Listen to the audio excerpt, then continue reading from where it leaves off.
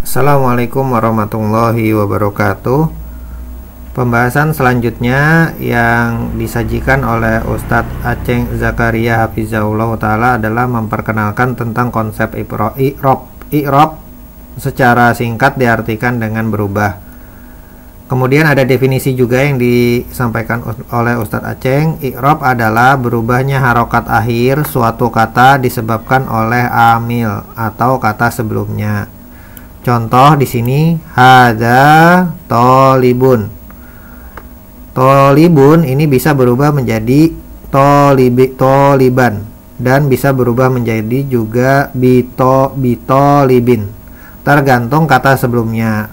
Di sini kalau kata sebelumnya itu ro'aitu, contohnya bisa dia berubah menjadi toliban. Jika kata sebelumnya marortu, maka atau ada bi di sini huruf jar bisa berubah menjadi bitolibin. Nah, itu adalah perubahan harokat akhir suatu kata atau bisa disebut i'rab. Kemudian ada lagi albina. Albina ini artinya tetap. Albina adalah tetapnya harokat akhir suatu kata dalam setiap keadaan. Contoh di sini huwa, anta, nahnu, ana, hadhihi. Nah, kata-kata ini contohnya ini tidak akan berubah walaupun ada kata sebelumnya.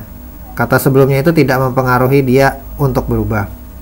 Pembahasan selanjutnya insya Allah pada video-video mendatang.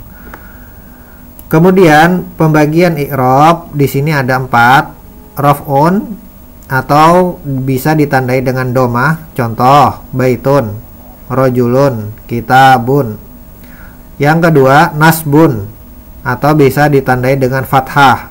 Contoh baitan, rojulan, kitaban.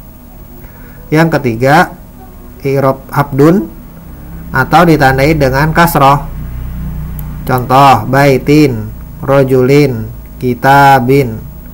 Yang keempat jazmun atau ditandai dengan sukun. Lam yaktub, liyaskut, la tajlis. Nah, ini adalah pembagian i'rab, ada 4. I'rab ini bisa masuk pada isim, bisa juga masuk pada kata kerja atau fa'il. Pada isim, i'rabnya adalah raf'un atau domah, nasbun atau fathah, dan hafdun atau kasroh. Pada isim tidak ada i'rab jazm atau sukun. Kemudian pada kata kerja atau fa'il, i'rabnya adalah raf'un, domah, nasbun atau fathah, jazm atau sukun, dan tidak ada hafdun atau kasroh pada fa'il atau kata kerja. Lebih lanjut ya, insya Allah akan dibahas mengenai i'rab ini.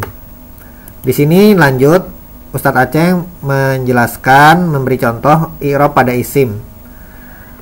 Contohnya ya ini sebetulnya mirip ya seperti yang tadi, misalnya marfu atau domah, kitabun artinya buku. Kemudian kalau dia mansub atau fathah, kitaban sama artinya buku. Kemudian kasroh atau majrur bisa disebut majrur. Contoh kitabin artinya sama ya. Tiga i'rab ini artinya sama, dia hanya berubah harokat akhirnya saja. Contoh yang lain marodun artinya penyakit. Marodon ini untuk mansubnya dan untuk majrurnya marodin. Perubahan pada isim di atas disebabkan karena adanya amil atau kata sebelumnya. Ya, jadi perubahan itu dipengaruhi oleh kata sebelumnya. Seperti ini, ja'a rojulun. Maka ini dia dalam bentuk domah.